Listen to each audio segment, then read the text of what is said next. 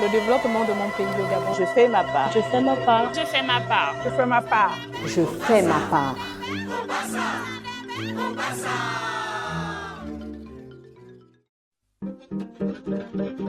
Tout le monde sait comment on fait des bébés, mais personne ne sait comment on fait des papas. Tel est le propos de Stromae dans Papa Outé. Si je texte le père de prime abord, c'est pour mettre en lumière le rôle de son absence dans la recrudescence de l'irresponsabilité parentale dans les foyers. C'est pour évoquer le cas des foyers monoparentaux, représentant plus de 35% des familles. Phénomène d'ampleur considérable qui en dit long sur l'état de disgrâce de l'amour et sur l'ascension des relations sans avenir où les sentiments se dissipent plus vite que de la brume lorsqu'apparaît la lumière du jour. C'est une situation qui, contre toute attente, s'impose.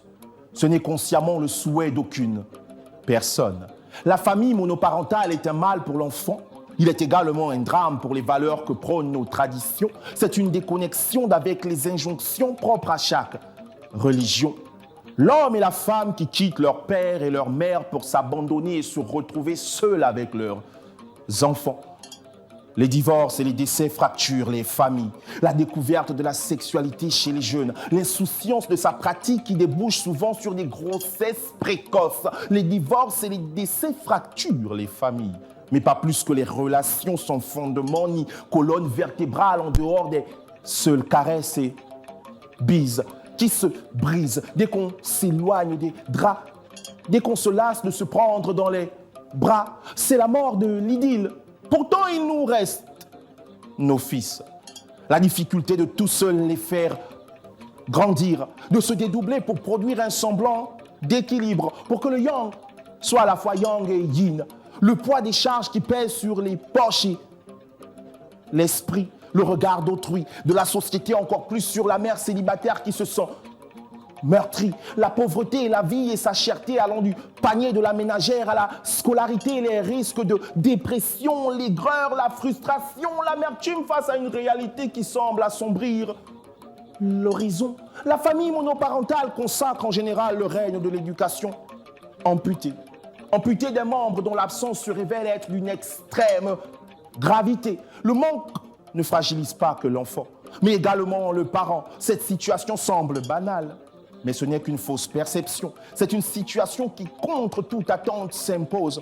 Ce n'est consciemment le souhait d'aucune personne. La famille monoparentale est un mal pour l'enfant. Il est également un drame pour les valeurs que prônent nos traditions. C'est une déconnexion avec les injonctions propres à chaque religion. L'homme et la femme qui quittent leur père et leur mère pour s'abandonner et se retrouver seuls avec leurs enfants. On est ensemble et on le demeure. Piano, piano, va lontano. En cela, on claque les doigts parce qu'effectivement, on parle de cette structure de la monoparentalité qui est questionnée. Famille monoparentale au Gabon, aller à l'idéal et comprendre le réel, c'est la base de notre échange. La monoparentalité, madame, messieurs, l'image qu'elle renvoie aujourd'hui est celle d'un parent seul sur qui repose l'avenir de ses enfants. Parce que malheureusement, toutes les familles sont différentes. Il faut aller questionner cette structure et articuler véritablement nos échanges sur les causes, les conséquences et pourquoi pas des pistes de solutions. Quelle cartographie de la monoparentalité au Gabon? Quelle est la place de la famille monoparentale, tout simplement? Quel accompagnement de la société pour ces familles? Quel système socio-économique devrait être appliqué? Comment concilier les besoins des parents et des enfants? Ce sont autant de thématiques que nous allons aborder tout au long de cette émission. Mesdames, Messieurs, je vous prie de nous accueillir chez vous. Nous, ce sont les femmes d'entre elles. Nous faisons notre part ce soir par des applaudissements pour entrer chez vous. Déjà, et aussi vous rappeler que nous avons 72 minutes d'échange pour asseoir cette problématique qui véritablement est une norme qui ne sort de nulle part. C'est la phrase de quelqu'un que je viens d'emprunter. C'est une norme non établie, on va le dire comme ça. Et nous allons questionner la société dans son ensemble. Pour modérer les échanges avec moi, je suis avec 3 journalistes émérites. Il s'agit à ma droite de Madame Massima Sabrina de Gabon 24. Merci d'être avec nous, Sabrina. Bonsoir. Avec vous, il s'agira de parler d'une question particulière, laquelle? Oui, c'est notamment de l'accompagnement, mais aussi le système socio-économique qui devrait impliquer comment concilier les besoins des parents avec l'intérêt de l'enfant. C'est surtout celle-là, cette thématique sur laquelle je vais m'appuyer. Voilà. Merci beaucoup. Merci Sabrina vous, Massima, mesdames, voilà, elle est rédacteur en chef à Gabon 24. Ce sont des femmes de valeur. Il y a celle qui concocte les émissions, celle par qui je passe pour avoir toutes ces valeurs sur le plateau de Gabon 24. Madame Émission, c'est Nina Lenyongo. Merci d'être avec nous. Vous aborderez une question principale. Merci Laetitia Ngalibika. Je suis ravie de me retrouver encore parmi vous pour échanger sur le concept de monoparentalité qui touche de nombreuses familles. Ensemble, nous allons explorer l'impact socio-économique. Très souvent, quand on se retrouve dans cette structure familiale, on a affaire à un revenu unique. Est-il suffisant ou non? Que faut-il faire dans ce cas-là? Nous verrons tous les recours pour gérer la partie financière. Restez avec nous, gardez vos positions d'écoute parce qu'il sera question d'épuiser la problématique. C'est pourquoi nous sommes là ce soir. Et puis il y a une autre journaliste, mais celle-là est dans la foule parce que c'est elle qui va distribuer la parole à toutes ces femmes de valeur qui ont choisi de parcourir avec nous cet épisode. D'entre elles, je fais ma part. Sabrina Kundi Penda est déjà debout, vous voyez. Les femmes sont toujours aux aguets pour prendre la parole. Alors dites-nous de quoi il sera question avec vous. Merci à vous, Laetitia Ngalibika. Bienvenue, chère dame. Alors, avec moi, il sera question d'aborder le point lié à l'accompagnement de la société. Je me ferai également le plaisir de recueillir vos témoignages et pourquoi pas vos questions. Voilà, c'est dit, mesdames, le décor est planté, la problématique est réelle, vous prenez la parole, vous vous identifiez, vous nous dites surtout si vous êtes du côté du ministère, si vous êtes du côté d'une association, si vous êtes simplement une citoyenne lambda, si vous êtes du côté de la société civile, si vous avez des choses à nous dire, c'est maintenant. La parole est donnée à qui veut la prendre et cette question, votre définition de la monoparentalité, est-ce que j'ai quelqu'un qui me donne un témoignage ici sur sa situation, son vécu, pour nous permettre d'asseoir cet échange. Quelles sont les familles, les femmes ici qui sont véritablement sorties de cette situation de monoparentalité? Madame, tendez le micro à la dame devant, vous vous présentez et vous nous parlez rapidement de votre histoire avant de donner la parole à toute l'assistance. Alors, merci encore. Je suis Astrid Ovono-Mezan, coordonnatrice projet au réseau Femmes Lève-toi, donc une ONG de la place. Mon histoire est simplement que moi-même, je suis parent monoparental. Et comme le disait Franck tout à l'heure, à la base, j'ai été jeune fille mère très tôt et je suis devenue orpheline très tôt également. Et tout de suite, j'avais la charge de ma fille. C'était un challenge pour moi. Un challenge pourquoi? Parce que je m'étais dit, d'accord, j'ai eu l'enfant jeune, d'accord, je n'ai plus de parents, mais cet enfant mérite le meilleur pour elle. Être mère, parent monoparental, c'est énormément de stress. C'est énormément de difficultés sur le plan social, économique. Parfois, on vous juge. On vous juge pour vous dire, voilà, vous étiez si jeune, pourquoi vous avez fait un enfant? Mais l'enfant est là, qu'est-ce que vous aurez voulu que je me fasse avorter? Non, mais j'ai assumé cet enfant. Mais c'est aussi encore une grosse difficulté parce qu'on n'est pas très accompagné. C'est vous? Moi. Accompagné par qui? Accompagné par nos autorités. Parce que si on se réfère à ce qui se passe ailleurs, notamment en France, une jeune fille mère ou une femme en situation monoparentale a des allocations. Et nous, au Gabon, on ne les a jamais vues. D'accord. Merci, madame. Rappelez-moi votre nom. Astrid Ovono. Madame Astrid, en France, ça se fait parce qu'il y a une cartographie. Il y a une cartographie. On est dans un pays où la structure est véritablement établie. J'ai le ministère de la Famille ici qui va nous dire est-ce qu'on a une cartographie des familles monoparentales au Gabon? Parce que quand vous faites votre enfant dans votre coin et que vous ne venez pas vous déclarer, je crois que le ministère ne peut pas non plus venir dans votre maison vous chercher pour vous donner des allocations. Il y a aussi ce pas à franchir. Mais on va continuer la discussion avec nos sœurs du ministère des Affaires sociales pour questionner véritablement est-ce qu'il existe cette cartographie. Mesdames, la parole vous est donnée. Bonjour mesdames, je suis Madame Micheline Otunga-Koubdje. Je suis fonctionnaire de l'administration centrale. Longtemps, j'ai été directeur général au ministère en charge des questions de famille, plus précisément à la direction générale de la famille. Je peux vous dire que les questions de monoparentalité ont été l'une de nos préoccupations pendant notre magistère, si je peux appeler ça ainsi, et que le pourcentage des familles monoparentales, si on peut le cibler, s'élève pratiquement à 37% dans ce pays. Et au niveau de la direction générale, au niveau des directions générales, il était question de mener ensemble une politique de protection sociale sur les questions de monoparentalité, mais avec un recensement fait pour ces genres de familles. Recensement fait, oui, mais des fois, ce sont les familles elles-mêmes, les filles elles-mêmes qui évitent de venir vers nous, qui ne viennent pas se prononcer. Et les politiques d'accompagnement existent bien pour ces jeunes filles, parce qu'on sait qu'il s'agit de la protection de la jeune fille mère, pour parler à notre sœur Astrid, on sait qu'il s'agit de la protection de la jeune fille mère.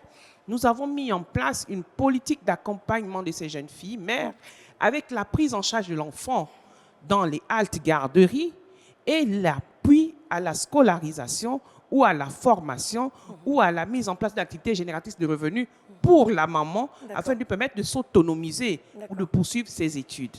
Non seulement ces politiques de lutte contre les grossesses précoces a été mise en place pour éviter que ça ne perdure, avec des sensibilisations dans les lycées, collèges et écoles, pour éviter que ça ne perdure, mais également le fait de dire à ces femmes qu'il faut se rapprocher du ministère. Si ça arrive, on ne peut pas faire autrement. Comme Astrid, on ne va pas lui demander d'aller faire un avortement, mais on demandera de faire en sorte que l'enfant soit pris en charge et que la maman également on s'en occupe pour qu'elle puisse continuer à vivre dans une société et à s'épanouir. D'accord. Que ce ne soit pas une conséquence pour une déchéance. D'accord. Et c'est bien dit, seulement je m'arrête, mesdames, j'ai envie de comprendre. Lorsqu'on arrive à 37% de familles monoparentales, on n'est plus dans le questionnement. Ça veut dire qu'on a fait un travail de fond pour aller les chercher là où elles se trouvent. Mais il se trouve qu'il n'y a que les femmes de Libreville qui sont concernées par votre mesure. Les 37%, c'est Libreville ou les 37%, ce sont les 9 provinces? Non, ce n'est pas seulement Libreville, parce que ce sont des directions générales qui existent également à l'intérieur du pays avec des services provinciaux. Très bien. Avec des directions régionales, des directions provinciales. Et il y a des fonctionnaires d'administration qui y sont affectés. Et c'est des recensements qui sont faits sur toute l'étendue du territoire. Très bien. Je vais donner la parole à quelqu'un d'autre pour évoluer. Mesdames, vous l'avez si vous voulez. Oui, Laetitia, on a toujours ce jeu de ping-pong entre les autorités et les individus, les citoyens. Il y a toujours ce jeu de ping-pong. Non, j'ai fait ma part, non, c'est pas moi. Moi, je pense que le nœud du problème, c'est l'information. Il y a toujours un problème au niveau de l'information. Les gens ne vont pas vers l'information. On se contente de la vie de la copine au quartier ou de la petite tante, la petite sœur de maman qui nous donne quelques astuces ou quoi que ce soit, mais on ne va jamais vers l'information, prendre exactement l'information qui s'y est, qui peut évidemment nous aider de part et d'autre.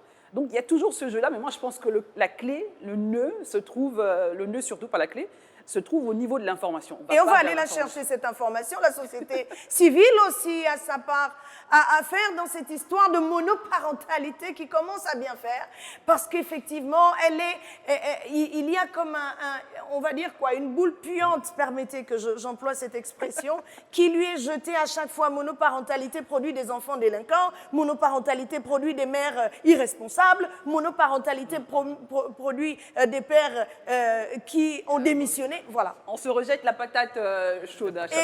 Et nous essayons d'avancer. Madame, rappelez-nous votre nom et votre association, ou plutôt au nom de qui vous prenez la parole dans ce parcours d'entre elles.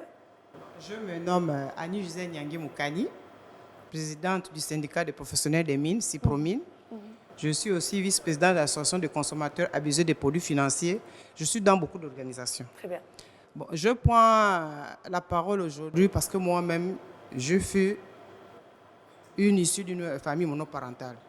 Et moi aussi, j'ai vécu famille monoparentale. Donc, ce n'est pas parce qu'on est famille monoparentale que l'enfant peut échouer. Ce n'est pas possible. C'est ça. Parce qu'il y a des couples où les enfants échouent. Et il y a des femmes aujourd'hui qui sont mariées qui vivent seuls avec leurs enfants, le mari abandonné, il allait épouser une autre femme, pourtant il a la bague. Donc c'est question de la volonté de tout et chacun. C'est pour demander à toutes les personnes qui pensent que c'est le fait d'être famille monoparentale que les enfants échouent, c'est faux. Ça dépend de la Mais vous avez dit quelque chose qui m'a interpellée. Je vous donne la parole, Nina Lenyongo. Mais s'il vous plaît, dites-moi, on ne fait pas les enfants pour en faire. C'est une responsabilité, faire les enfants. Quand vous faites les enfants, il y a bien une entente entre deux personnes. Ça ne sort pas de... Je ne comprends... Enfin, pour constituer les choses. Parce que, oui, on va jeter l'anathème sur ce qui ne marche pas. Parce qu'en réalité, tout ce qui n'a pas été conçu très bien ne s'énonce pas clairement. Donc, comment on fait pour régler cette question de la responsabilité de l'individu vis-à-vis de son enfant? Parce qu'il est question aujourd'hui, lorsque je vous écoute, mesdames, c'est que je suis allée dans un foyer. Je suis sortie de là-bas parce que, bon, ça ne marchait pas. Mais j'ai décidé de me battre, j'ai décidé d'être résiliente, j'ai décidé d'avoir la force. Tout ça, c'est très joli, mais la responsabilité, où est-ce que vous la positionnez? Quelles sont pour vous les causes? Et là est la question de la monoparentalité au Gabon et de ce chiffre de 37%. Je veux peut-être ajouter là-dedans. S'il vous plaît, une minute, je donne la parole. J'ai eu la grâce pour mes derniers enfants parce qu'il faut reconnaître, leur papa m'a aidé jusqu'aujourd'hui, il m'aide. Très bien. Voilà, malgré qu'on soit séparés, il m'aide. Donc ça veut dire que les situations sont diverses d'un cas à l'autre. Mesdames, prenez la parole, s'il vous plaît, prenez-la. Oui. Merci. Je m'appelle Frédéric Aya, consultante en sexualité féminine et conseillère conjugale et éducatrice à la paix. Quand j'entends tous ces témoignages, de façon inconsciente, les femmes ont reproduit le schéma familial qu'elles ont vu. C'est-à-dire que le chemin, enfin, l'exemple n'a pas été vraiment forcément bon. Et aussi à savoir pourquoi l'image de la famille gabonaise est là, et à ce point-là, à 37% de familles monoparentales. Moi, je dirais que je fais ma part, je vais le dire, c'est que c'est au nom de la liberté. C'est-à-dire qu'aujourd'hui, nous sommes dans une société où on fait tout ce qu'on veut de façon libre. Comme on veut. Voilà, on est libre et on acclame ce qu'on fait de façon libre. C'est-à-dire qu'on est libre aujourd'hui de se marier, libre de divorcer, libre de ne pas refuser la paternité et libre de faire un enfant toute seule, parce qu'aujourd'hui, vous avez le mouvement féministe qui dit qu'aujourd'hui, je fais comme un homme, je n'ai pas besoin d'un homme, donc il y a des divorces. Il y a tout ce petit schéma qui fait en sorte que la famille traditionnelle qui est qui est nucléaire ne fonctionne plus, elle est disparate aujourd'hui. Il y a nécessairement des causes et je persiste à croire qu'un enfant ne se fait pas par coup de baguette magique. Il s'agit bien d'une concentration entre un papa et une maman. Un enfant, ça ne tombe pas du ciel. Donc la responsabilité, elle est partagée. Quelles sont les causes et quelle est la responsabilité à la fois du père et de la mère? La parole est donnée à qui veut la prendre. Merci. Je suis Madame Stéphanette Tandon, entrepreneur et coach en développement personnel. Pour revenir aux causes, nous sommes dans une société qui est en mutation. Il y a eu une grande désillusion de l'institution du mariage, non pas l'institution en tant qu'institution, mais les acteurs entrant dans le cadre du mariage. Et cette désillusion a fait que, volontairement ou involontairement, les familles monoparentales se sont répandues aujourd'hui, actuellement au Gabon, au moment où nous parlons. Nous sommes à 39%, pendant que la famille nucléaire est de 34%. Donc ça veut dire qu'il y a eu un regressement des familles au sens classique du terme. Maintenant, il faut comprendre que lorsqu'il y a plus de familles monoparentales, pour des raisons diverses et variées, il faut pouvoir avancer, sachant que la famille monoparentale est devenue un type de famille et il faut bien faire avec, assumer les conséquences et surtout que les femmes assument, permettez-moi mesdames de le dire, assumer les choix d'avoir accepté de porter un enfant pour un homme, qu'il soit bon ou mauvais. Et c'est ça qui fait que malheureusement, c'est aussi à nous que revient la responsabilité d'assumer les conséquences de nos choix, qu'on le veuille ou non. Très bien, allez-y. Je suis Frédine Tolo, secrétaire générale adjoint du syndicat autonome des personnels des affaires sociales, présidente de l'association des mamans du Gabon. Elle existe? Oui. Présidente du comité des femmes des jeunes des 9 provinces du Gabon. Les questions des femmes m'intéressent beaucoup, voilà pourquoi je suis là. Rapidement, s'il vous plaît. Alors, 39% aujourd'hui des familles monoparentales. Oui, c'est gros. C'est gros. On était à 37, nous sommes à 39. C'est pas normal. Pourquoi nous en sommes à cette façon de faire? à ce genre de famille parce que le Gabonais ne veut pas reconnaître qu'il est Gabonais et qu'avant 2024 ou 2020 ou 2023 ou avant la mondialisation ou avant les indépendances, nous vivions et les familles existaient et que nous avions une façon de faire. La jeune fille allait en mariage après être préparée, une éducation traditionnelle. Le jeune garçon épousait femme après être préparé, une éducation traditionnelle. Aujourd'hui, nous avons laissé tomber toutes ces éducations. Nous pensons que la civilisation, le modernisme nous autorise à faire tout ce qu'on veut, la liberté. Mais voilà pourquoi nous sommes aujourd'hui dans des familles monoparentales. Je vais m'arrêter là. Je vais donner la parole à la dame qui est tout au fond. Bonsoir à tout le monde. Déjà, merci à Gabon 24 d'avoir organisé une telle émission parce qu'on a vraiment besoin de ce genre d'émission dans notre Gabon d'aujourd'hui. Là, la dame a donné les raisons et là, moi, je vais essayer de donner les conséquences de la famille monoparentale. En premier, je veux dire le problème financier. Une fois qu'il n'y a qu'un seul parent qui prend soin des enfants, ça devient un problème financier parce que généralement, quand il y a les deux parents, c'est un peu plus équilibré. Et nous avons aussi les enfants qui ont, dès l'adolescence, ont des problèmes avec la loi. Nous avons des délinquants. Il y a des enfants qui ne suivent pas très bien à l'école, c'est-à-dire des échecs scolaires. Nous avons aussi des mères beaucoup stressées parce qu'elles sont les seules qui font le travail. Elles travaillent pour amener de l'argent à la maison, elles doivent suivre les enfants mentalement, physiquement, elles doivent tout faire. Donc la maman est beaucoup stressée. Et il y a des enfants qui n'ont pas forcément aussi souvent de contact avec l'autre parent. Et ça peut être la conséquence d'une famille monoparentale. Donc je vais m'arrêter là. Merci beaucoup. Nina Lenyongo. Justement, je voulais revenir sur l'argent, le nerf de la guerre. Ma question était la suivante.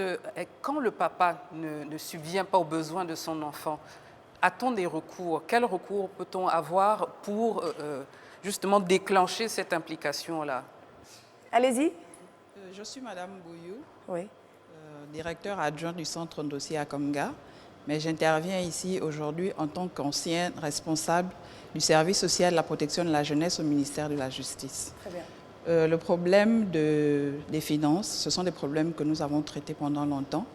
Je voudrais d'abord revenir sur l'intervention du DG tout à l'heure. C'est un problème d'ignorance. Les Gabonais n'aiment pas aller vers l'information. Le ministère des Affaires sociales a beaucoup de services à travers le Gabon. Nous avons des services sociaux dans tous les lycées et collèges, dans les hôpitaux, dans les mairies. Nous avons des centres sociaux. Quand quelqu'un est confronté à un problème social, il doit se rapprocher du service social, on lui donne des orientations. Nous avons des directions provinciales dans chaque province, direction provinciale des affaires sociales, qui s'occupent de ce genre de problème. Pour revenir au volet financier, c'est aussi une ignorance de la part de certaines personnes, parce que les services existent. Quand vous faites un enfant, c'est une responsabilité à deux. Lorsque vous vous séparez, l'enfant n'a pas demandé à venir au monde. C'est vous qui avez choisi de mettre cet enfant au monde. Et même quand vous êtes séparés, déjà votre séparation est un traumatisme pour cet enfant. Et vous n'allez pas encore lui imposer un autre traumatisme en l'abandonnant alors que vous avez une part de responsabilité à assumer. Donc, qu'est-ce qui se passe dans le service que je gérais à l'époque? Les mamans nous saisissaient. Le service existe, il est au ministère de la Justice, il est toujours ouvert. Service social de la protection de la jeunesse au ministère de la Justice. Quand vous êtes face à un parent qui ne veut pas, un père qui ne veut pas assumer sa responsabilité alors que vous avez la charge des enfants, vous saisissez ce service. Il y a une médiation qui est menée entre les deux parents. On vous laisse d'abord vous accorder parce qu'il s'agit de l'avenir de vos enfants, du bien-être de vos enfants. On vous oriente, on vous encadre, on vous conseille pour que vous puissiez arriver à un consensus. Oui, Kundi Penda. Oui, Madame Laetitia Ngalibika, on le dit si bien, la monoparentalité est un fait au Gabon. C'est une réalité, on le sait. Mais est-ce que ces papas ne continuent pas de s'envoler parce que justement les femmes décident de rester silencieuses? Bonne question. Il faut aller vers. Alors, il y a la dame en vert qui a le micro. Kundi Penda, excusez, vous voyez que c'est passionnant. Tout le monde, Madame Amogo prendra la parole et puis vous prendrez la parole aussi. Allez-y rapidement. Très bien, mais Joséphine, épouse Ngomo, psychologue, conseiller d'orientation. Merci. Alors, nous, ce que nous constatons, parce que nous avons les enfants issus de ces familles que nous côtoyons au quotidien dans nos établissements scolaires, c'est beaucoup plus, pour la plupart, hein, pas tous, c'est beaucoup plus des manques d'autorité. Nous avons des enfants qui sont en manque d'autorité, qui ne respectent pas les adultes. Qu'est-ce que je veux dire par là? Il peut arriver qu'un homme lui parle. Quand c'est un enseignant homme, il a du mal à obéir parce qu'il se dit, je n'ai pas une figure paternelle à la maison. Mais c'est quoi cette voix grave qui s'adresse à moi avec une si grande autorité? Alors il se rebelle. Et dans ce cas, puisque nous ne comprenons pas pourquoi un adolescent arrive à tenir tête à un adulte, nous convoquons le parent. Et la plupart du temps, on vient nous relater que c'est un enfant qui est élevé par un seul parent. La plupart du temps, ce sont les mamans. Et on va plus loin, on essaie de comprendre, est-ce qu'il a au moins vu une fois le père en question? Non, il ne l'a jamais vu, c'est encore plus grave. Et là, nous rentrons encore plus loin. Comment est-ce que vous le gérez à la maison? La maman ou le papa, surtout les mamans, disent Madame, vous savez, il faut juste que je lui trouve un toit et de quoi manger. Donc les questions de culture, d'éducation, de valeurs, il m'est presque impossible de tout faire. Et nous, qu'est-ce que nous disons à ces parents? C'est que dès la rentrée, il est souvent bon de faire le signalement. Ce n'est pas pour vous incriminer ou vous discriminer, mais c'est au moins pour savoir à quel type d'enfant nous avons affaire. Très bien. Et le service social nous aide dans ce cas parce qu'ils font ce qu'on appelle des identifications à travers des fiches. Lequel service social? Celui... Dans les établissements scolaires. D'accord. Voilà. Alors moi, je suis... Vous êtes combien de psychologues dans un établissement? On voit rarement des formulaires passer, non, des fiches. J'ai envie de m'arrêter là. Vous êtes combien de psychologues dans des établissements? Ça dépend. Le ratio, c'est 2. Un établissement de 500 élèves, vous êtes 2 psychologues. Il y en a 2. Là où je suis, nous sommes à 2. Dans des établissements où il y a des gros effectifs, ils sont à 4 ou à 5. Est-ce que là, je vais interpeller directement, moi, le ministère de la Famille. Il n'existe plus, mais il y a le ministère des Affaires sociales. Nous avons décrié une situation récemment à Port-Gentil, vous vous souvenez, de cas d'enfants qui ont donné de la voix d'une façon assez bruyante et violente pour se faire entendre. Ils étaient marqués, ils avaient tous la même coiffure et ils s'identifiaient à un individu qui avait un passé lourd de délinquants. Mais messieurs et dames, mesdames, messieurs, je m'adresse à vous, il y a un véritable problème. La famille monoparentale telle qu'elle est définie pose problème. Parce qu'elle ne produit pas nécessairement des parents irresponsables ou des enfants irresponsables, elle produit une société un petit peu décadente. Il y a un problème. Il faut qu'on trouve la solution. Et c'est là le but de cette émission. Non pas pour ressasser le passé, non pas pour ressasser ce qui existe, oui ça existe, mais comment on fait pour renverser les 39%? Est-ce que la monoparentalité doit s'ériger en norme? Doit-on considérer la monoparentalité aujourd'hui comme une norme établie et l'encadrer juridiquement? Ou bien on laisse les choses en l'état et puis on continue à fabriquer des enfants dans des familles où des femmes ou des hommes se retrouvent seuls à prendre en charge leur éducation? Où en sommes-nous au niveau du Gabon? La parole est donnée à qui veut la prendre. Madame Amogo, prenez la parole s'il vous plaît. Merci, je suis Victoire Amogo, ancienne DC des affaires sociales pendant 4 ans. Je vais commencer par un adage chez nous qui dit que on accouche un enfant, on n'accouche pas son cœur. C'est-à-dire, on peut faire un enfant, c'est pas ce qu'il sera demain forcément. Aujourd'hui, on parle de famille monoparentale. Nous devons d'abord comprendre que la cellule familiale elle est assez détériorée. Aujourd'hui, l'éducation dans nos familles, il y a beaucoup de démissions parentales. Que ce soit des familles monoparentales ou des familles, on va dire, nucléaires ou des familles recomposées, on a énormément de problèmes d'éducation. Aujourd'hui, on va prendre nos enfants qui sont élevés par nous. Nous, on arrive, on a de l'argent, on donne tout ce qu'on veut, on est par moi et par vous. Et ce sont ces personnes-là qui prennent le relais. On a d'autres problèmes où nos familles, l'enfant appartient à toute la famille. Elle va faire l'enfant et puis c'est l'oncle qui reconnaît. C'est le grand-père qui reconnaît, c'est la tante qui élève, c'est des travers. Et cet enfant-là, quand il va à l'école et qu'il voit que ses collègues ont un père et une mère, il commence à se poser des questions. Et l'école ne fait pas de cadeaux. Les premières frustrations arrivent au milieu des autres. Et ça, les parents ne sont pas là. Et les enseignants qui ont 80 élèves dans la classe n'ont pas le temps de s'appuyer sur un seul élève. Tout à fait. Donc, on a beaucoup de travers à redresser. Chacun veut faire ce qu'il veut. Aujourd'hui, on peut faire Chisa que épouse. Il faut aussi parler de tous ces phénomènes-là. Chisa, définition... Oui, pour dire qu'on peut faire être la 5e ou 6e épouse ou co-épouse d'un homme. Mais avant, on n'était pas, on va dire, on n'était pas ainsi. Oui. Aujourd'hui, ce n'est pas un problème. Parce que la loi n'est pas là pour dire, mais monsieur, vous êtes marié, vous allez reconnaître un enfant. Il n'y a aucune amende, il n'y a rien pour réprimander ce genre de choses. Et ces femmes qui sont à la maison, qui n'ont pas échoué dans leur ménage, mais qui subissent ça, qui parlent d'elles, elles sont aussi en famille monoparentale parce que le gars a barré. Il est parti, il n'est plus là. Il est là parce que c'est son domicile, mais il n'est plus là. Combien de personnes ont quitté leur domicile un après-midi et ne sont plus jamais revenus? Donc la démission parentale est là, c'est un fléau qui est énorme. D'accord. Donc aujourd'hui, ce qu'on peut demander, je vais chuter en disant que ce qu'on peut demander à l'État, c'est vraiment la restauration aussi. Essayer de voir ces lois-là. Interpeller ces personnes-là qui aujourd'hui ont la liberté de faire Mais ce qui doit interpeller qui dans un monde en pleine mutation? On vient d'aller à la nouvelle constitution. Faisons notre part. C'est ce que je dis, nous faisons notre part, on va inscrire, on va apprendre à écouter de la même façon qu'on nous a sollicité pour le oui. Eh bien, on va aussi s'inscrire dans maintenant la proposition des lois. Très bien. Merci, mesdames. Dans un instant, je serai en direct avec le docteur Pissama, qui est sociologue, pour nous... Mesdames, s'il vous plaît, c'est une émission, c'est un talk. Si on fait du bruit, malheureusement, on ne va pas s'entendre et personne n'entendra notre part. Parce qu'ils ont besoin que nous fassions la nôtre, c'est-à-dire marquer une pause et revenir pour la fin de cette émission. Le développement de mon pays, le Gabon. Je fais ma part. Je fais ma part. Je fais ma part. Je fais ma part. Je fais ma part.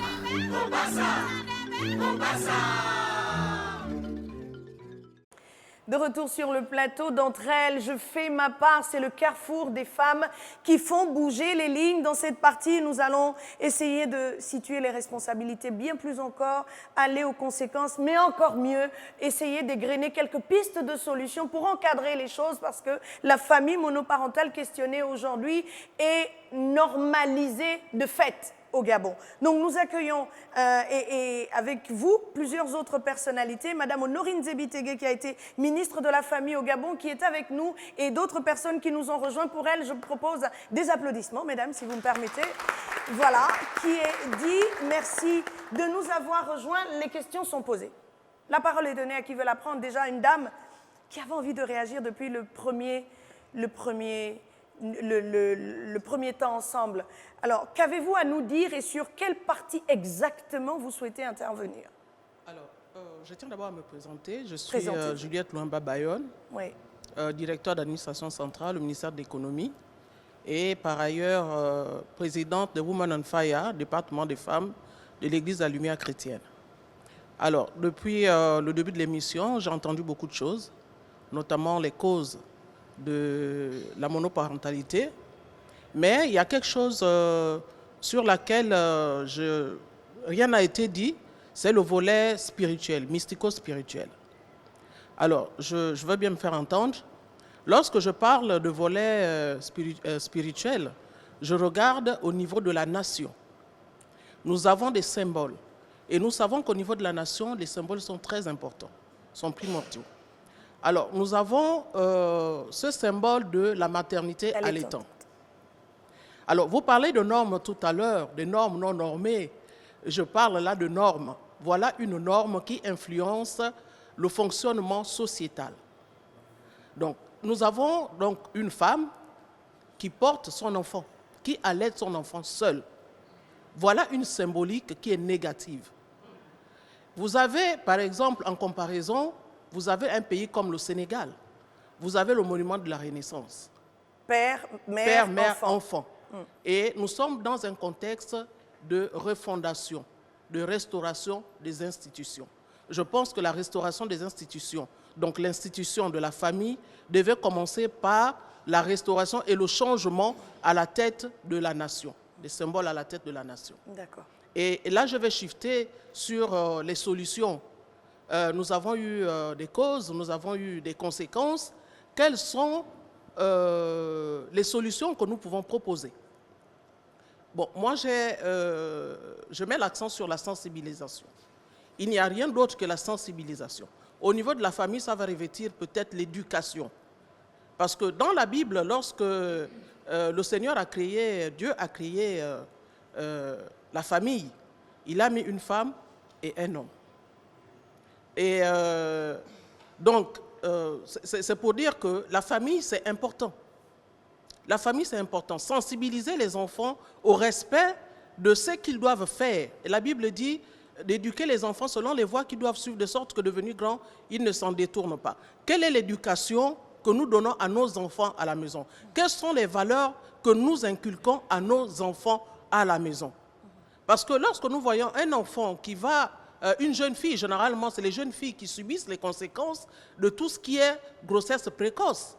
Donc vous allez regarder, lorsque vous regardez les cohortes, à partir de la 3e, avant la 3e, les filles sont plus nombreuses que les hommes. Mais dès la 3e, les filles sont moins nombreuses que les hommes. Pourquoi? L'une des raisons, c'est les grossesses précoces. Elles abandonnent, elles n'ont pas forcément l'accompagnement nécessaire, non seulement au niveau des familles. Il y en a effectivement qui ont l'accompagnement au niveau des familles parce que, comme disait la sœur tout à l'heure, il y a quelqu'un qui garde les enfants à la maison. Mais il y a d'autres qui n'en ont pas, qui n'ont personne pour garder les enfants à la maison. Elles abandonnent. Au niveau de l'État, également, il y a cet accompagnement qui doit être fait, qui doit être renforcé. C'est vrai que ça existe actuellement, mais est-ce que c'est suffisant? Parce qu'il faut regarder les choses de manière holistique, de manière globale. Donc voilà un peu mon intervention. Et là, je vais quand même garder le micro, une minute. Nous avons grandi dans ce pays, c'est le Gabon, c'est le même. Quand moi je grandissais, l'enfant n'était pas seulement celui de la mère et du père. Il n'appartenait pas à sa famille, mais à l'ensemble, la parentalité. Nous avons grandi dans ce Gabon où, lorsque un enfant débordait, c'est la société qui le ramenait à l'ordre. Mais madame, la religion a failli. Parce que les mamans vont dans les églises pendant toute la journée, parce que... Non, laissez-moi en venir, je vais poser la question. Parce que les mamans sont au travail toute la journée, la société a failli. Parce que les traditionalistes rentrent dans leur mbanja tout le week-end, les enfants sont abandonnés à eux-mêmes. Il y a des parts de chacun d'entre nous qui ont été, ma foi, légitimées, mais pas dans le bon sens. L'enfant se retrouve perdu au milieu de ce carrefour de non-dits. Alors comment on renverse la vapeur? Puisque nous sommes face à une situation où réellement c'est la femme qui prend le coup.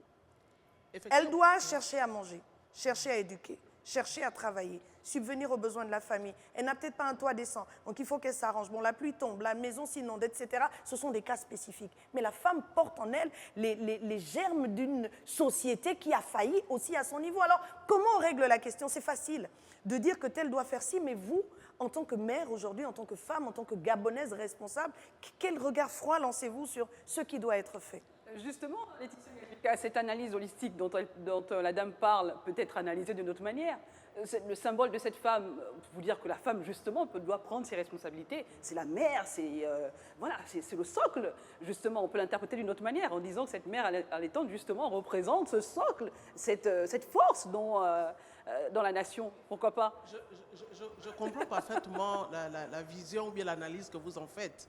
Mais moi, je regarde sur le plan spirituel et sur le plan religieux. Parce que lorsque la première famille a été établie dans le jardin, il y avait un homme et il y avait une femme. Donc ça veut dire que les responsabilités, les missions sont bien partagées. Il y a l'autorité de l'homme, il y a l'accompagnement ou l'éducation de la femme. Maintenant, pour revenir au rôle ou à la défaillance de l'Église ou de la femme dans l'Église. De la société en général. Non, je préfère parler de l'Église. D'accord. Parce que j'ai commencé moi, je parle de la société en général et ma question, elle est précise. Ouais.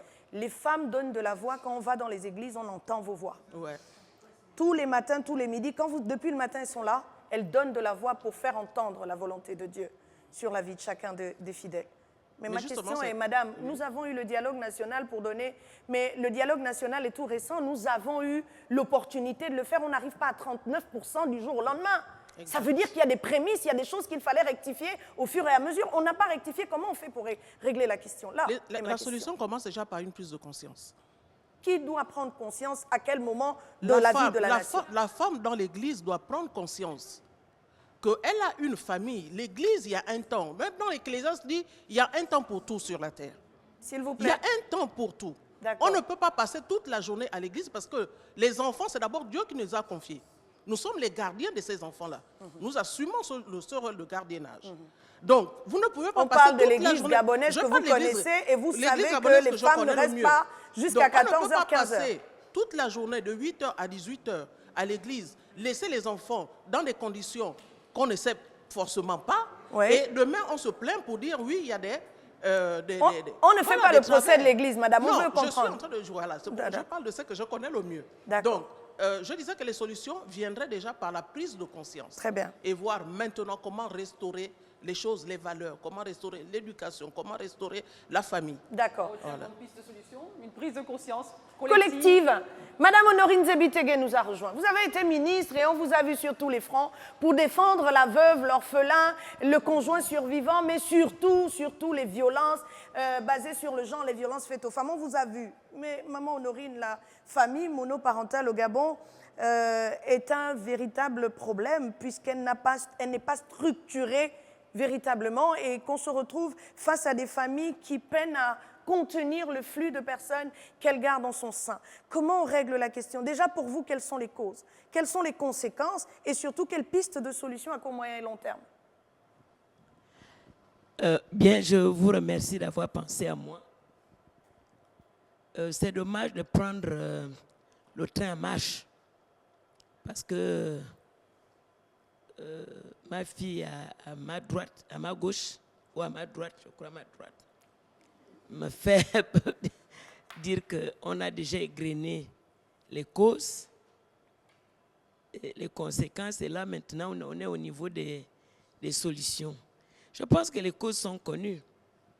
Même le peu de temps que j'ai déjà mis là, on a déjà égrené certaines causes.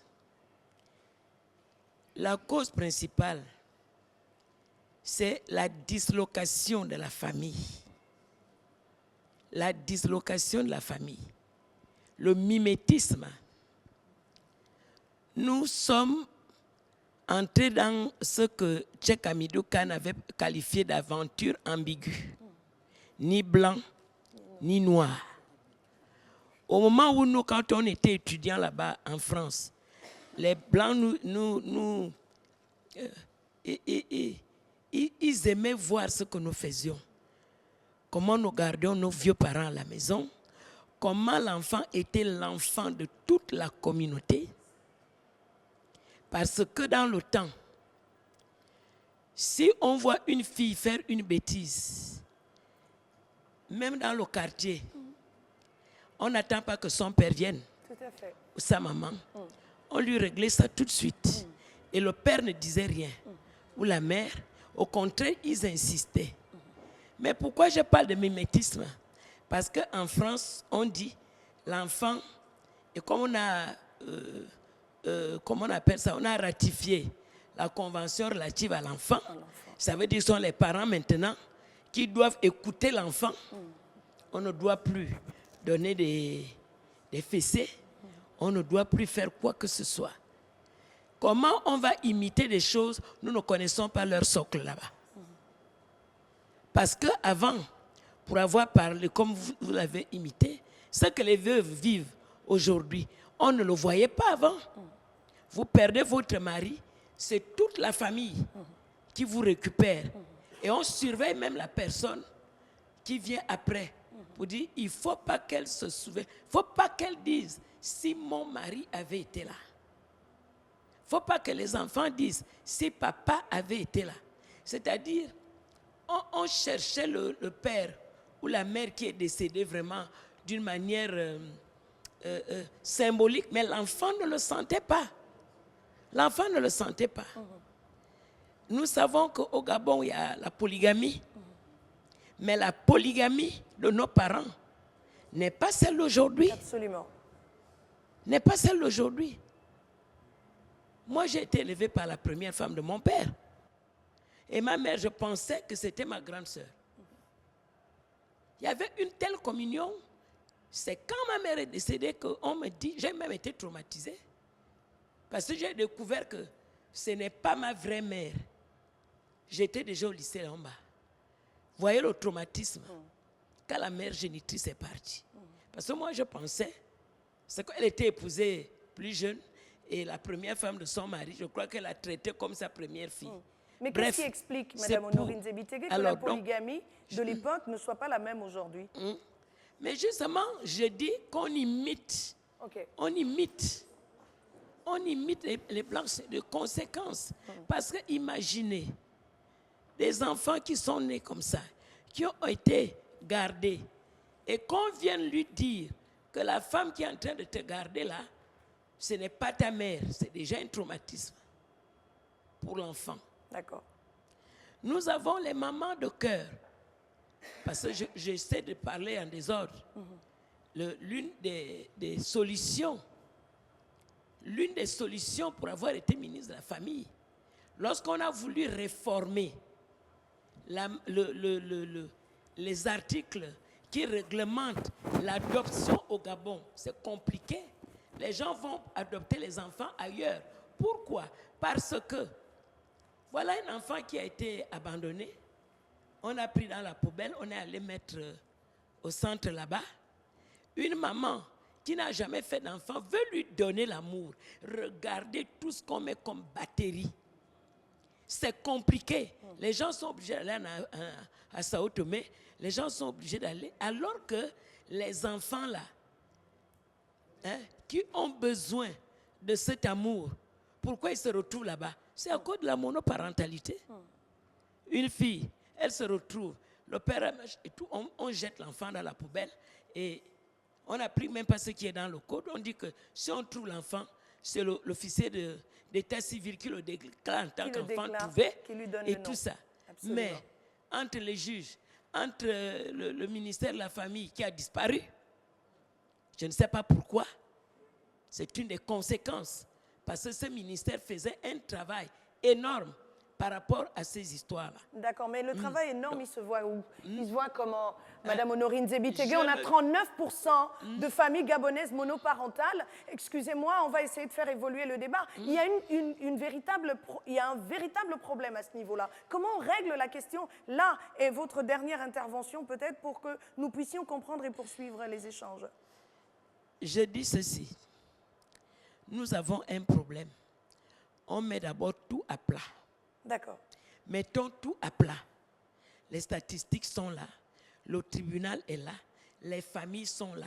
Il faut que ces entités qui représentent la famille et la justice qui règle les problèmes se mettent ensemble pour réfléchir. Dire dans cette salle qu'on va trouver la solution là, je ne pense pas. D'accord. Je dis que lorsque les intelligences se retrouvent pour dire qu'il y a un problème, comment on doit le régler? On a besoin des notables, on a besoin des jeunes, on a besoin de la religion, enfants, de la on tradition. a besoin de la religion, on a besoin des structures pour qu'on se mette ensemble. Tout à fait. Ensemble pour réfléchir et trouver quelque chose. Merci beaucoup. On n'aura pas certainement la solution miracle, idoine, mais au moins, parce que dans cette salle, les gens parlaient avant moi. Mais je pense qu'avec tout ce qui a été dit avant que je n'arrive, il faut mettre tout à plat. Repenser les choses. Même repenser les choses. Pourquoi? Vous venez de le dire. C'est comme s'il n'y avait pas de texte. Est-ce qu'ils existent? Alors que les textes existent. Oui, dans le texte, qu'est-ce qu'il est dit pour cette famille monoparentale? Il y a des juristes dans la salle. Madame Honorine Zebitege, qu'est-ce qui est dit pour la famille monoparentale? Il n'y a aucune... Est-ce que cette famille est encadrée de sorte que, quel que soit l'endroit où je me trouve dans la province, je sais, moi, en tant que Gabonaise, que j'ai droit à ceci, et voilà mes devoirs, voilà mes droits. Est-ce que c'est encadré déjà? Mais bien sûr, il y a eu un code de la famille qui a été pris. Le code de la famille. C'est-à-dire, quand je dis de mettre à plat, pendant ce grand moment-là, il faut vulgariser. Il faut vulgariser ce qui est dans le code de la famille. Le code de la famille est introuvable à ce jour. Hein? Nous avons été Voilà, nous avons été le chercher, il est introuvable à ce jour. Il est certainement dans moi, je suis pris là-bas, je parle de ce que j'ai fait à l'époque. Très bien. Parce que c'était voilà. dans des casiers. Quand vous venez, je dis le code est là. Très bien. Chacun a sa façon de travailler. Très bien. Merci, Madame Honorine Zebitege. On applaudit pour elle, on continue, s'il vous plaît, parce qu'elle a beaucoup de choses à dire. Elle a été ministre de la Famille, elle est magistrat, haut fonctionnaire de l'État. C'est une personne qui a des associations, des regroupements d'associations et donc qui côtoie la femme au quotidien. Mais nous en sommes à une période cruciale de l'histoire de notre pays où les femmes doivent s'exprimer. Madame en jaune, au fond, attend depuis des heures pour dire ce qu'elle a à nous dire. Dites-nous ce que vous avez à nous dire et nous allons essayer d'évoluer dans le prochain questionnement parce qu'il nous reste que quelques minutes pour refermer cette partie. Bonsoir, je suis Mimboui Axel. On ne vous entend pas. Je m'appelle Mimboui Axel, je suis agent de la DGB-FIP et membre de la commission de la société civile. Je vais juste parler en prenant deux exemples. Premier exemple, les mamans, aujourd'hui, dans les maisons, disent aux enfants, aux filles, si tu prends la grossesse, tu vas rester à la maison, tu ne vas plus faire l'école.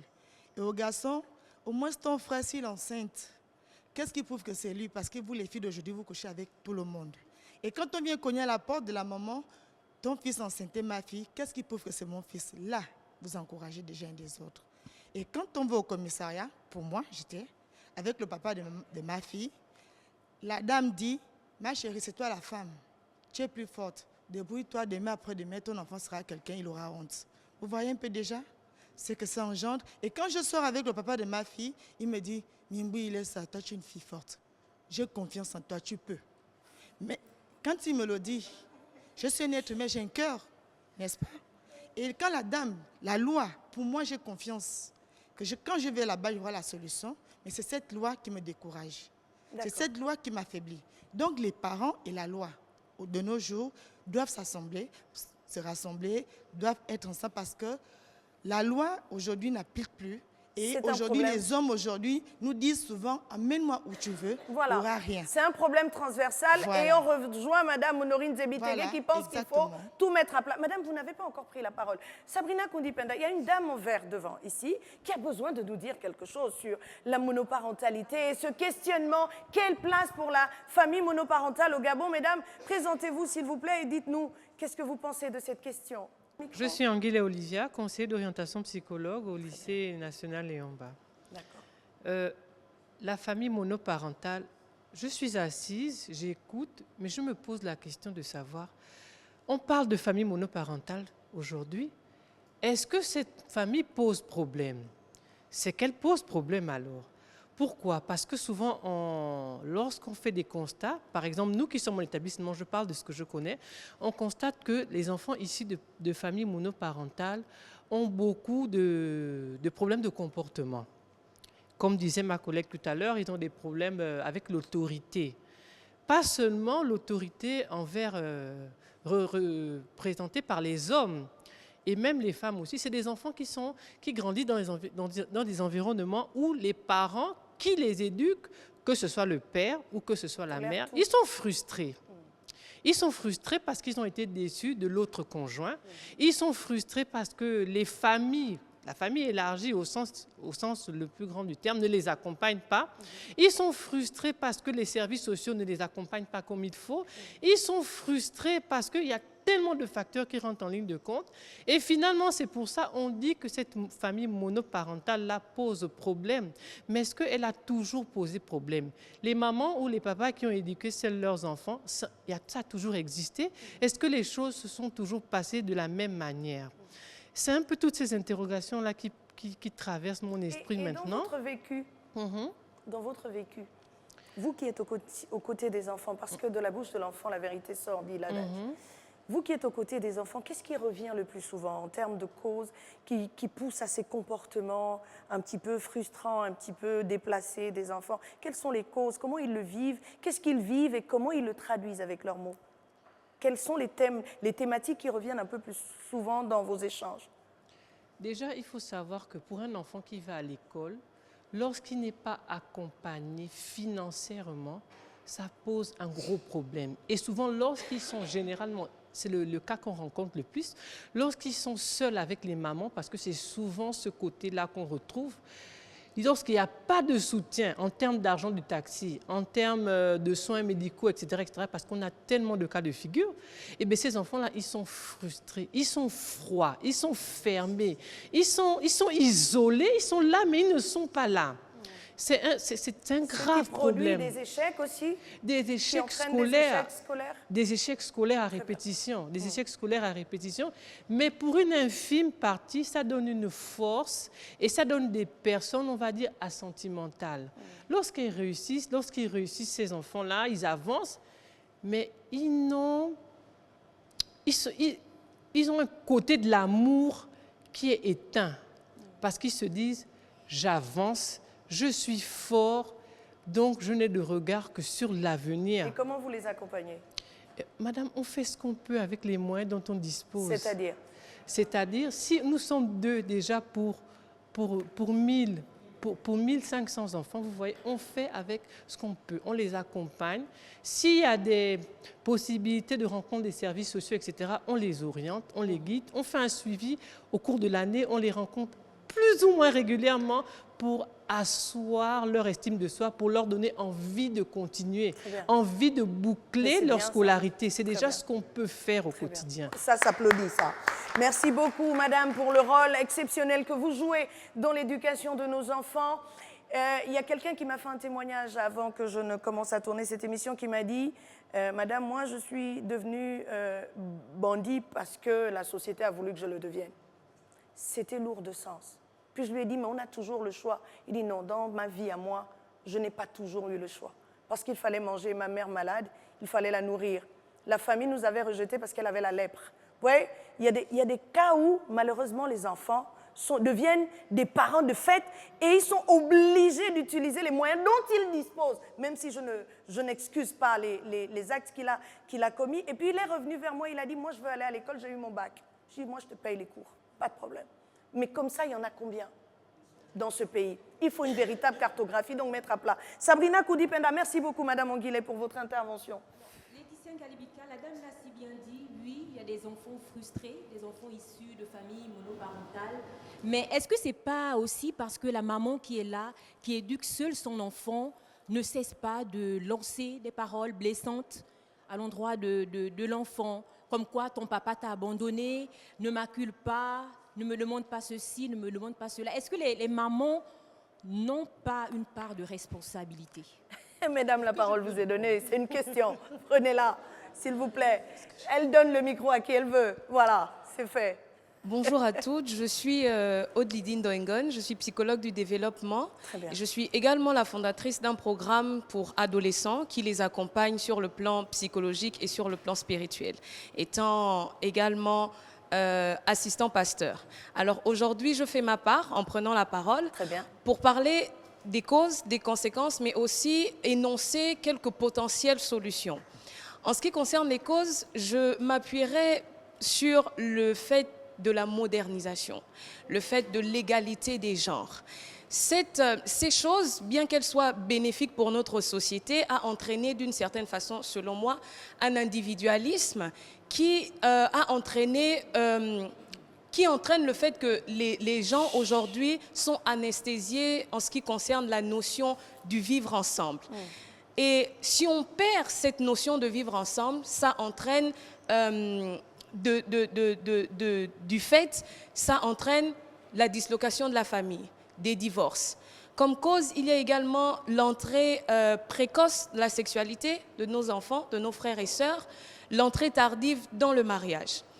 Pour parler des conséquences, alors je dirais, premièrement, j'aimerais dire que en réalité, je pense que ce n'est pas la notion de monoparentalité qui pose problème, mais c'est plutôt la structure de cette famille. C'est comment est-ce que le parent qui se retrouve dans cette situation fait pour s'en sortir. Quelles sont les choses qu'il met en place pour conduire, pour guider les enfants qu'il a à charge.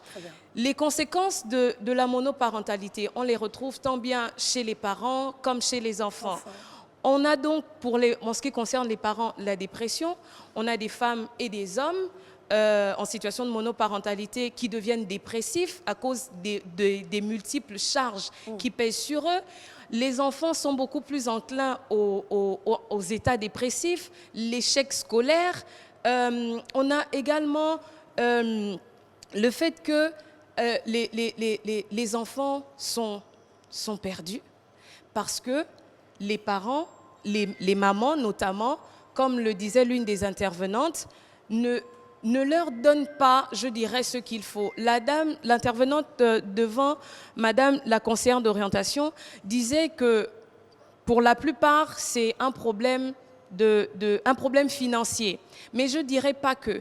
Il y a également le problème émotionnel. Dans les familles monoparentales, il est difficile, sinon rare, de trouver que les parents s'investissent émotionnellement et affectivement pour les enfants.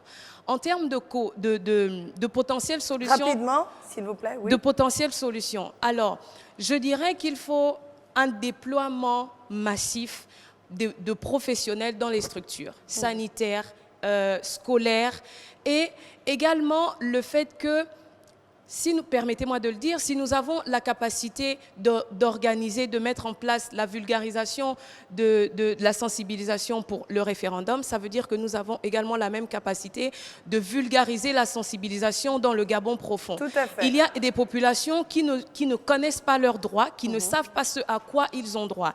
Et si on ne sait pas ce à quoi on a droit, on ne sait pas vers qui aller. Voilà, c'est dit. Merci beaucoup. Voilà Madame, je referme cette troisième partie. Peut-être une réponse à la question qui a été posée. Il y a des femmes qui veulent réagir.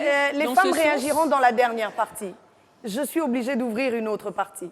Pour vous, mesdames, qui n'avez pas pris la parole, vous aurez votre partie. On se retrouve juste derrière. Pour la suite, je fais ma part.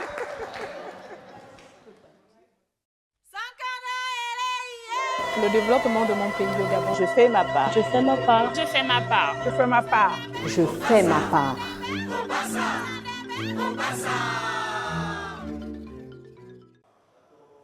Famille monoparentale au Gabon, aller à l'idéal et comprendre le réel. La problématique qui est la nôtre depuis le début de ce parcours d'entre elles, je fais ma part, le carrefour des femmes qui font bouger les lignes. Nous avons égrené les causes, nous avons compris les conséquences qui en découlent. Nous avons aussi essayé d'esquisser quelques pistes de solutions. Et là, la parole vous est donnée, mesdames, pour conclure cette émission, parce que c'est vraiment la conclusion qui manque. Oui, il y a des causes. Oui, les femmes sont responsables en partie. Oui, les hommes aussi le sont. Mais nous vivons dans une société où nous sommes obligés de mutualiser les efforts. Alors comment on encadre la structure? Parce qu'il s'agit de questionner la structure de la monoparentalité, je le dis depuis le début de cette émission, nous allons la questionner ensemble. Non pas en revenant sur les causes, non pas en revenant sur le vécu personnel, mais en proposant des choses qui pourraient servir à une plus grande réflexion plus tard, mais déjà aller sur des pistes de solutions. Donc, mesdames, je vous laisse la parole pour diriger cet échange. Tout simplement, Laetitia Ngalibika, revenir sur la responsabilité, peut-être mettre en place cette notion de monoparentalité a une dimension tellement large que ce serait difficile de l'encadrer, mais quand même mettre en place des mesures, être plus dur, surtout avec le parent qui sera plus ou moins irresponsable, qui ne va pas remplir sa mission, qui ne va pas aller jusqu'au bout de ses devoirs et s'acquitter surtout de ses devoirs aussi. Être un peu plus dur, arrêter d'orloter l'enfant, faire dans la nounou-thérapie et voilà. Mais Laetitia, je voudrais quand même revenir sur un phénomène. On a beaucoup stigmatisé les hommes. C'est aussi les femmes irresponsables. Les femmes, il y en a beaucoup aujourd'hui qui sont qui ont perdu complètement leur sens, leur identité. Madame Honorine parlait de mimétisme, qui sont dans le mimétisme, qui sont dans les réseaux sociaux, qui sont en train de ressembler à X et Y, je ne vais pas citer des noms à l'international, mais ressembler à des influenceuses, à des stars, en abandonnant les enfants. Et on a ce regard de la petite fille qui regarde maman. Maman, elle, c'est TikTok, elle, c'est les réseaux sociaux, voilà. On a aussi ce phénomène de femmes irresponsables et je m'en voudrais de partir d'ici sans parler des hommes qui prennent leurs responsabilités, qui élèvent correctement leurs enfants et ces enfants réussissent. Ça existe. On n'en parle pas beaucoup, c'est vrai qu'ils sont mais ça existe. Peu, mais ils existent. Bravo papa, bravo à tous les papas qui nous regardent. Et surtout les féliciter. Ouais. On interpelle ceux qui nous regardent quand même et qui ne font pas ce que vous dites. Voilà qui est dit. Nina Lenyongo. Moi, je voudrais revenir sur des questions pratiques. Voilà. Les questions qui fâchent, l'argent. Il y a beaucoup d'enfants dans les familles. Donc, en dehors du revenu de la maman, la pension alimentaire du papa. Quel autre dispositif existe pour accompagner les familles familles financièrement? Il y a des filets sociaux. Les filets sociaux qui sont gérés par la CNAMGS. Justement, oui, les filets sociaux concernent tous ces problèmes-là, des problèmes liés à... Quand vous dites filets sociaux, en français facile, ça donne disons quoi? que ce sont des lignes budgétaires qui sont là au service des enfants, pour l'accompagnement des enfants, l'accompagnement des veuves, des orphelins, ainsi de suite. Est-ce que vous parlez... Non. Combien par enfant? Voilà, merci. Comment obtenir cette subvention?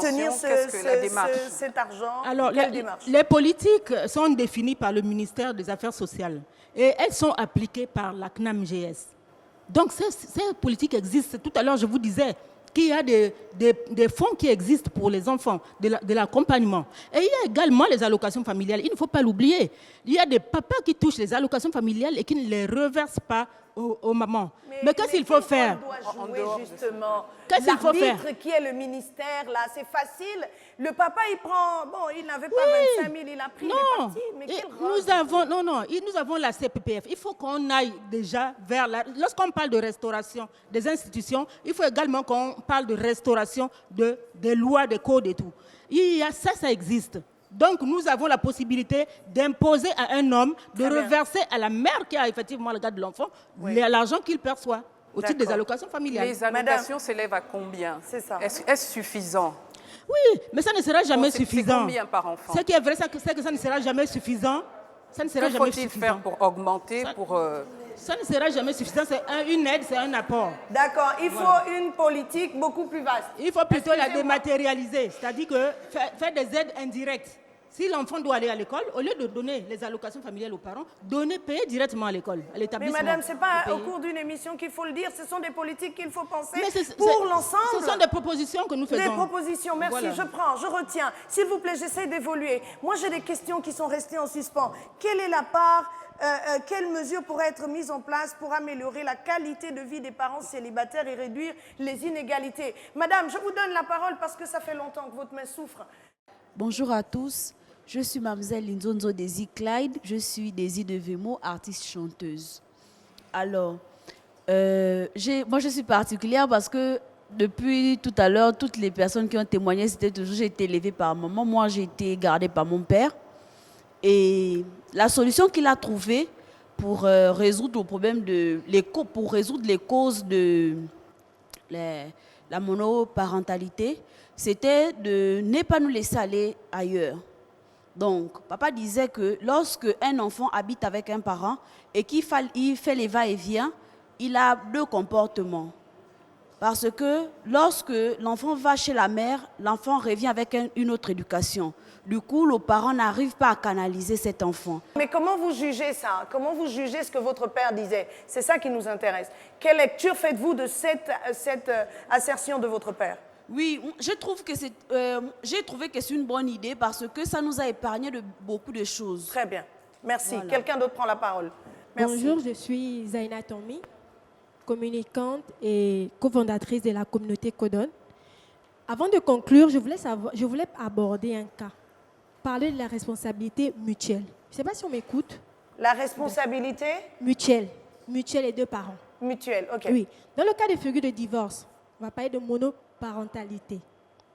Si l'enfant reste avec le père, les enfants restent avec le père, il n'y aura pas de problèmes financiers. Là, il n'y a pas de problème et tout, mais les enfants auront un problème de repère. D'accord. L'enfant ne va pas avoir l'éducation de la mère. Il y aura ce manque-là de voir que dans la cellule... À l'inverse, c'est toujours pareil. Voilà. Dans la cellule, je peux savoir ce que maman fait et tout. Après, il y a le fait que les deux parents n'aient pas réussi à créer, à aller jusqu'au bout dans leur relation, à faire perdurer la cellule familiale. Donc, il y a eu séparation. Qu'est-ce que les deux parents font après? Comment ils s'organisent pour dire, bon, on se met à deux, on doit éduquer, continuer à éduquer nos enfants. Mais dans le cas de figure où il n'y a plus de communication, qu'est-ce qu'on fait? Qu'est-ce que vous proposez? Mais qu'est-ce qu'on fait? Mais les parents doivent savoir que peu importe... Il n'y a plus de communication, qu'est-ce qu'on fait, madame? Parce que dans le cas, vous savez, attendez, s'il vous plaît, mesdames, je reprends ma parole, je reprends mon micro, Kundi Penda, merci. Là, nous sommes en train de questionner la structure familiale. Il y a une fracture. Elle est visible puisqu'il y a 39% de familles monoparentales. La parole est donnée à qui veut la prendre, mais cette fois, je fais un tour de table, 1 minute chacun, pour que chacun me dise ce qu'il préconise. Parce qu'on va tout remettre à plat et partir sur de nouvelles bases. Cette base-là, c'est quoi? Qu'est-ce que je pense? Je commence du fond vers l'avant. S'il vous plaît, on prend la parole en 1 minute chacun, s'il vous plaît. Je vais respecter le temps. Madame, vous avez le micro. Okay. Merci beaucoup, Rita Media, psychologue. Je suis beaucoup interpellée par les interventions des uns et des autres. Il y a quelque chose de fondamental sur lequel moi je vais m'appuyer ce soir, c'est de penser le Gabon, penser l'avenir du Gabon, penser la société que nous voulons. C'est de cette pensée-là que découlera les mesures à prendre, que ce soit sur le plan institutionnel ou dans les communautés. Je vais prendre un exemple. Nous savons que la version TikTok en Afrique n'est pas la même version en Chine. Parce qu'ils ont décidé de créer une société à l'image de leurs valeurs et de leur culture. Nous, ici, tout rentre, tout est consommé et tout est imité donc par la suite. Dès qu'on atteint la pensée d'un jeune, d'une femme, elle pensera comme elle a vu à la télé, elle pensera comme, comme il lui est enseigné.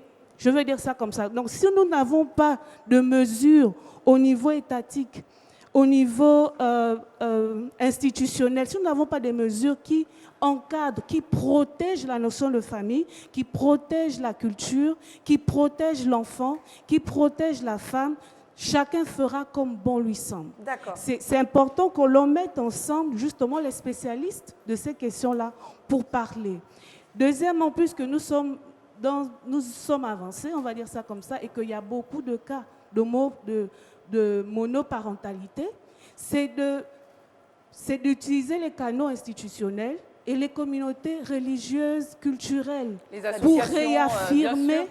pour réaffirmer nos valeurs, pour réaffirmer nos convictions, ce qui est notre identité. Tout le monde doit s'impliquer. Et en fait, et justement, j'ai un petit exemple. S'il vous plaît, le temps, malheureusement. Lorsqu'on était à l'université, la maman disait à l'enfant, fais-moi déjà l'enfant, je vais mourir. Si tu ne me fais pas l'enfant tout de suite, je ne sais pas si je pourrai le voir. Et c'est des choses qui sont incitantes pour faire des enfants hors mariage et pour se retrouver en monoparentalité plus tard. Mais c'est d'encourager tout le monde à s'y investir. Et celles qui n'ont pas encore pris la parole, non, vous l'avez déjà pris. Oui, madame, devant, juste là. Et puis nous allons aller de l'autre côté à madame Kenge qui n'a pas encore pris la parole. Elle va la prendre. Oui, madame, allez-y. Merci beaucoup. Je suis mademoiselle Arlette Alokalo Ipendangoy, présidente de l'association AFAP. Je vais intervenir sur le cas où il n'y a pas de contact avec le père des enfants. Je ne vais pas relater tout ce qui s'est passé avant. Actuellement, je joue le rôle de psychologue, de père et de mère et d'encadreuse pour les enfants. J'ai mis en contact, par exemple, les enfants avec leur père qui est psychologue, mais jusqu'aujourd'hui, par exemple, il ne fait pas cas. Qu'est-ce que la société pense de ce genre de père? Donc, qu'est-ce que vous proposez? Bon, qu'est-ce que vous proposez dans ce cas de figure précis?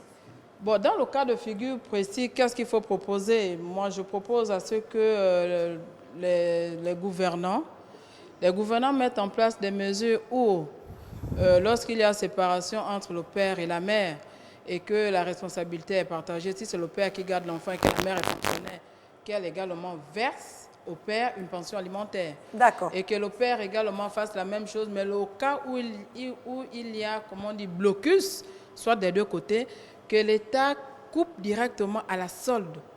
D'accord. C'est une autre proposition. D'accord, merci beaucoup. Madame Kenge, prenez le micro. Dites-moi quelque chose. Après, donnez le micro derrière. Voilà, on y va. Rapidement. Je vais juste revenir très rapidement sur les responsabilités des papas. On en a parlé depuis le début de l'émission, mais je trouve qu'on n'a pas assez parlé de l'irresponsabilité des mamans. on n'en a pas assez parlé. Parce qu'il y a ce cas de figure où aujourd'hui, les jeunes filles se retrouvent sans modèle, sans véritable modèle en réalité. Les modèles qu'elles ont, ce sont les influenceuses, les dames de TikTok et des réseaux sociaux. On a des mères qui sont démissionnaires. Je pense que pour aller, si on veut vraiment parler des pistes de solutions, on devrait revenir aux fondamentaux, au retour aux valeurs. Parce qu'en réalité, j'ai malheureusement, suivant vos interventions, compris que les femmes, les jeunes filles ont tendance à reproduire le schéma des mamans, le schéma dans lequel elles ont été élevées. Ça veut dire que la maman qui aura tendance à inculquer les valeurs de société à la jeune fille aura, je pense, après il y a des exceptions, mais elle aura peut-être plus de confiance en elle, elle sera moins naïve et sera mieux protégée. D'accord, merci beaucoup. Oui, derrière, tout au fond. Oui, madame, vous avez le micro, prenez-le. Allez-y, dites-moi. Je suis madame Bourobou Moussavou Stella, coordinatrice du collectif de la main-d'œuvre non permanente du Gabon. Alors, je voulais rebondir à ce qu'a dit mes grandes sœurs ici. S'il vous plaît, rapidement. Oui. Alors, moi, je reviens pour dire qu'il n'est pas tant question ici de maman forte ou de maman celle-là qui arrive à élever ses enfants toute seule. Moi, je veux m'appuyer surtout sur nos valeurs. Nos valeurs. Femmes, qui sommes-nous aujourd'hui? Femmes, qui sommes-nous aujourd'hui? Et que voulons-nous donner comme image à nos enfants? C'est d'abord ça. C'est d'abord ça. D'accord. Voilà. Donc, moi, je pense que l'idéal, c'est de revenir d'abord sur nos valeurs, inculquer, enseigner, éduquer nos enfants comme nos parents nous ont élevés. Et ensuite, bon, je vais rebondir pour dire aussi que ce qui est fait, parce qu'on parle de 39%. Ça veut dire qu'aujourd'hui, nos enfants sont touchés par cette monoparentalité. La structure est fissurée. Voilà. On l'a compris. Et donc, je pense qu'il faudra mettre des mécanismes. Que le Très bien. président de la transition, sinon le gouvernement, essaye de trouver un pan pour pouvoir aider toutes ces personnes. Voilà, messieurs Merci. les gouvernants, vous êtes interpellés ici par les femmes qui font leur part en revenant. Donnez-lui le micro et puis on referme avec les personnes qui n'ont pas pris la parole. Il y a une dame derrière. Alors, oui, allez-y rapidement. Moi, mes solutions concernent directement les parents et les autorités. Alors, pour les parents, j'aimerais juste rappeler que l'engagement et la détermination vont contribuer naturellement et essentiellement dans le développement des enfants, en quelque sorte. Parce qu'il n'y a pas que un côté négatif dans la monoparentalité. Il y a aussi, dans les expériences qui ont été citées ici, des parents qui ont réussi à donner une certaine éducation à leurs enfants. En tout cas, tant que l'environnement est stable, ça suit, en gros. Et pour les autorités, il est important qu'ils mettent un accent particulier sur les réseaux de soutien solides pour les parents et pour les enfants, des opportunités d'apprentissage. Donc, c'est ce que j'ai à dire. Voilà, les deux dernières intervenantes et puis je referme. Bon, vous êtes trois. Si je vous donne 1 minute chacune, ça vous va? D'accord, allez-y, prenez le micro. Personnellement, je pense qu'on peut encore renverser les chiffres aujourd'hui. Concernant, nous pouvons nous concentrer sur la jeunesse dans les établissements en sensibilisant avec l'aide des psychologues et des psychologues et des mesures d'accompagnement par les services sociaux dans les établissements. Je pense qu'on peut encore changer la donne en imposant aux enfants un nouveau modèle de parentalité aux jeunes filles et aux jeunes garçons afin qu'ils ne puissent pas reproduire le modèle de parentalité qu'ils ont déjà chez eux pour ceux qui sont issus de familles monoparentales. C'est très bien. Merci, madame, pour l'intervention. Allez-y. Alors, bonsoir à tous. Non, s'il vous plaît, on essaie d'aller vite parce qu'il nous reste 5 minutes. Je dis il faut qu'on qu'on ne va parle. jamais pallier à la question de la monoparentalité, mais plutôt régler le problème de l'insécurité. S'il vous plaît, oui. Mais plutôt régler le problème de l'insécurité. L'insécurité. Quel rapport avec la monoparentalité? Parce qu'il se trouve qu'il y a des parents, des familles monoparentales où le parent ne s'en sort pas tout seul, sachant que le deuxième compagnon a préféré démissionner de... C'est pourquoi il y a une famille monoparentale. Voilà. Qu'est-ce que vous proposez? Interpeller les entités qui ont été mises en place. Très bien. S'il vous plaît. À prôner leurs valeurs, sinon leur mission. Oui. S'il vous plaît. Oui.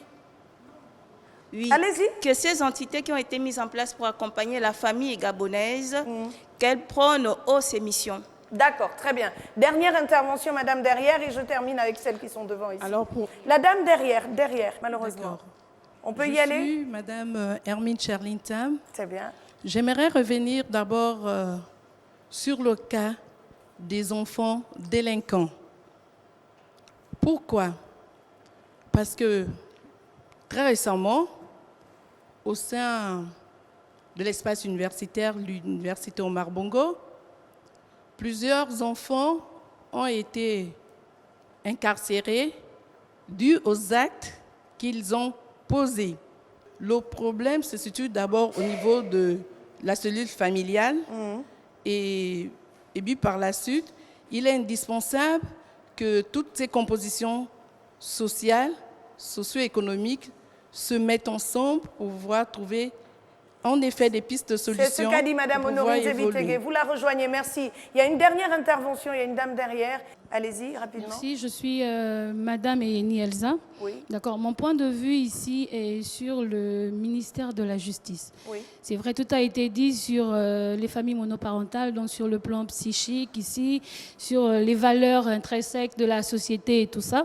Moi, je viens m'accentuer ici sur le ministère de la Justice parce que je me dis, on est un pays et aucune société ne peut s'établir s'il n'y a pas un point d'accent sur des sanctions. Donc la justice, je pense, à sa grande partie sur le problème monoparental ici au Gabon. D'accord, parfait. Pour moi, le ministère de la Justice, via le ministère des Affaires sociales, devrait au moins s'accentuer pour suivre ces mères-là qui vivent en monoparentalité avec leurs enfants. Parce que c'est bien beau de dire le chiffre, il a 39%. Mais on sait tous les pourcentages ici au Gabon. Si la population depuis des années a 1 million, mais le pourcentage aussi, forcément, il peut ne pas être exact. Merci beaucoup. On referme. Allez, mesdames, vous concluez l'émission. Donnez le micro à ces personnes. Vous commencez ici, 1 minute chacune. On va laisser Madame Honorine Zebitege refermer définitivement ce parcours d'entre elles. Je fais ma part. Que doit-on retenir à l'issue de ces échanges? Ce que nous devons retenir, comme nous savons tous que nous sommes à l'heure de la restauration. Là, il va falloir restaurer la cellule familiale. Il faudrait que nous revenions aux fondamentaux. À l'époque, lorsque un père et une mère se mettaient ensemble, quand ça n'allait pas, c'est toute la famille qui se mettait sur l'enfant pour élever l'enfant. Aujourd'hui, les choses ont changé. Nous sommes dans la restauration. Il faut que tout soit restauré. Très bien. Merci. Merci. Allez-y, rapidement. Merci. Ce qu'on peut retenir aujourd'hui, moi, pour ma part, j'aimerais que les institutions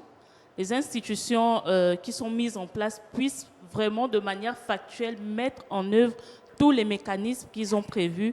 Aussi, que les procédures ne soient pas très longues, parce que c'est justement le fait que les procédures soient très longues dans ces différentes institutions qui fait que beaucoup de femmes abandonnent et se mettent à travailler et donc, que faut-il faire?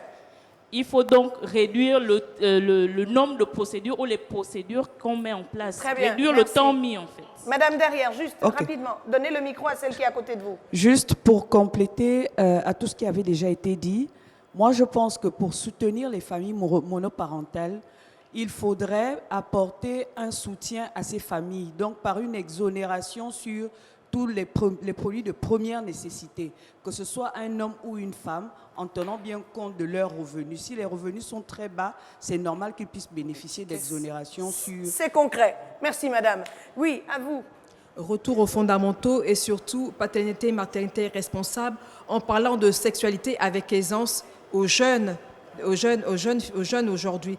Parce que le lycée et le collège est devenu un laboratoire sexuel où chacun va explorer la partie intime de l'autre et d'où les grossesses précoces. D'accord, merci. Madame Matopé.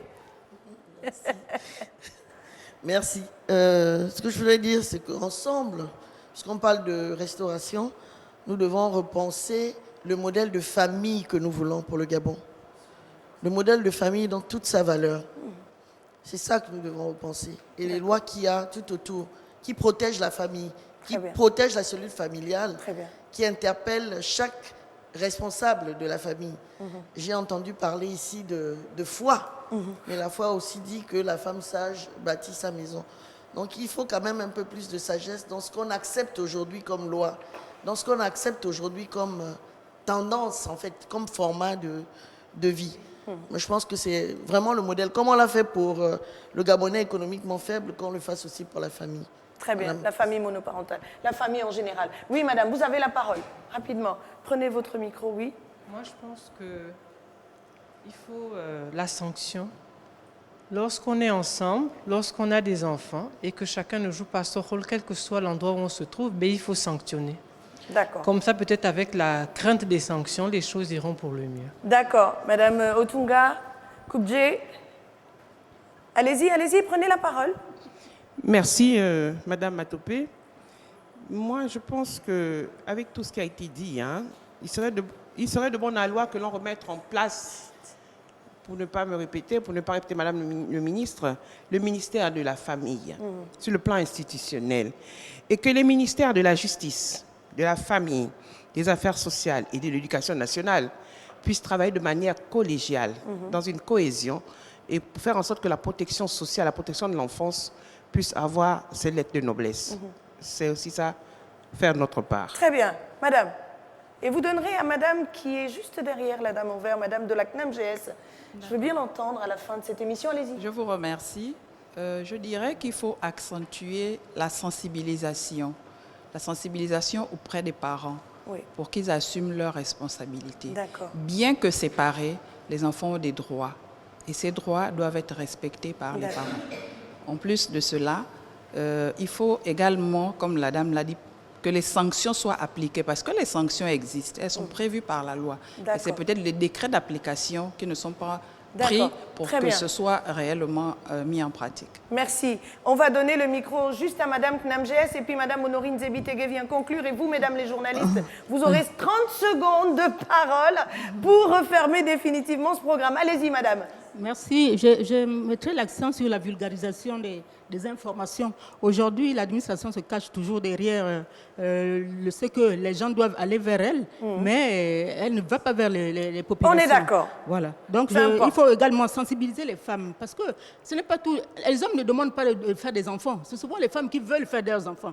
Donc, il faut également les sensibiliser. Voilà. Application, également l'application des lois. L'application des lois. S'il vous plaît. S'il vous plaît, l'application des lois qui existent. Tout à l'heure, je vous ai cité l'article 51 du Code de sécurité sociale qui impose qu'on remette l'argent, le dû, à la personne qui a effectivement la garde de l'enfant. Merci beaucoup. Madame Honorine Zebitege. Bien, je crois que tout a été dit. Nous disons ceci. La famille, c'est le socle d'une société. Monoparentale ou totale, tout ce que vous voulez. Nucléaire. Il faudrait recomposer. Que l'on sache ce qu'on veut faire. Très bien. Gardez, parce que le problème, moi qui me choque, c'est le comportement des parents. Parce qu'il n'y a plus l'amour, on prend l'enfant comme otage.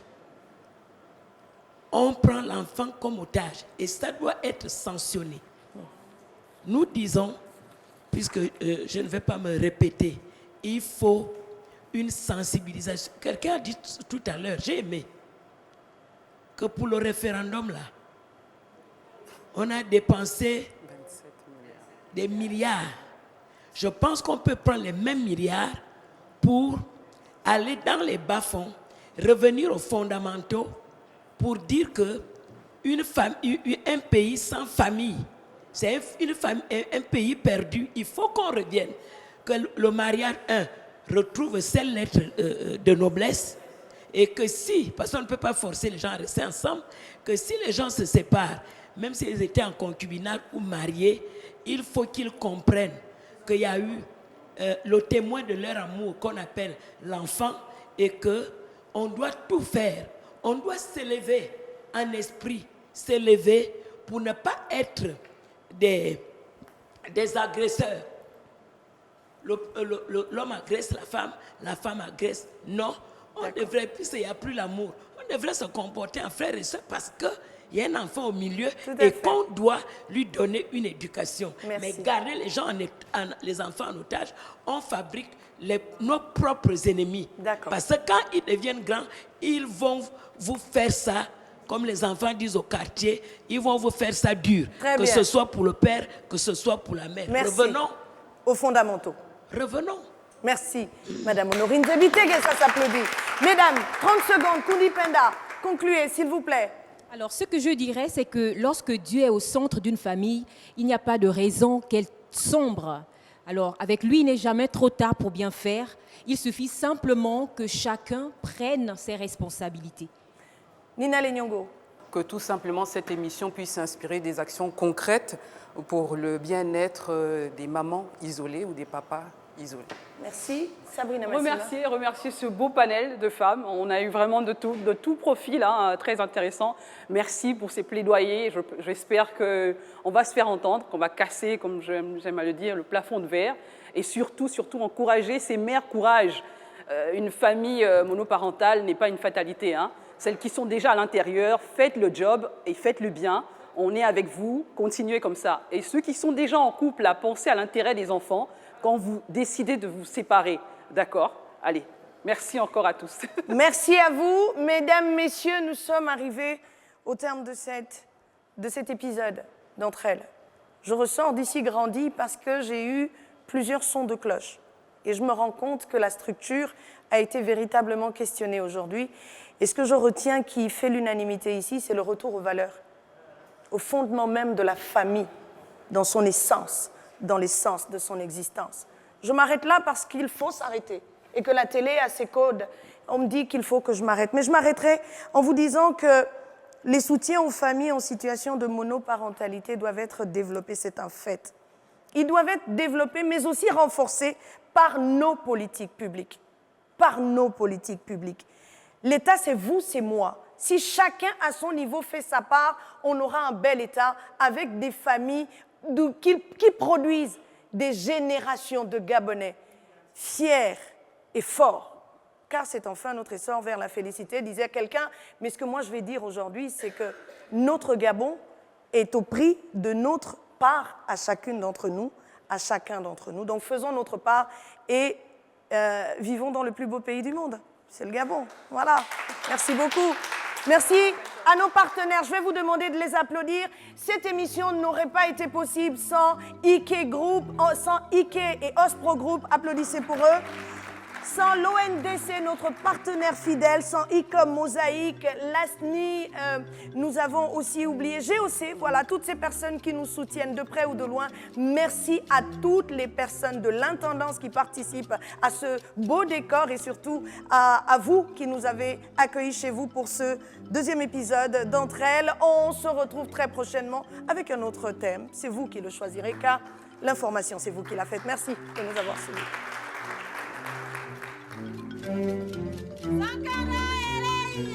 Le développement de mon pays, le Gabon. Je fais ma part. Je fais ma part. Je fais ma part. Je fais ma part. Je fais ma part.